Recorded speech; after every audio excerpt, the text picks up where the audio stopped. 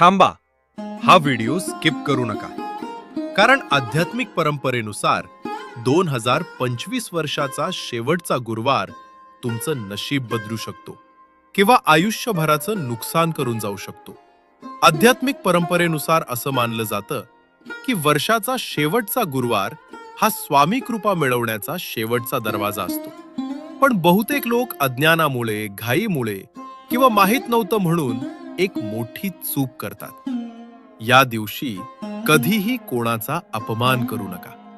गुरु, आई वडील, शिक्षक किंवा भुकेल्याला नकार हे एकच कर्म वर्षभराच्या पुण्यावर पाणी फेरू शकतं. अशाच साध्या पण प्रभावी आध्यात्मिक गोष्टी तुम्ही गुरुबोध चॅनलवर रोज पाहू शकता, जे आयुष्यात शांती आणि सकारात्मक ऊर्जा आणतात. पण जो व्यक्ती या दिवशी फक्त एक साधा उपाय करतो ना, त्याच्या अडचणी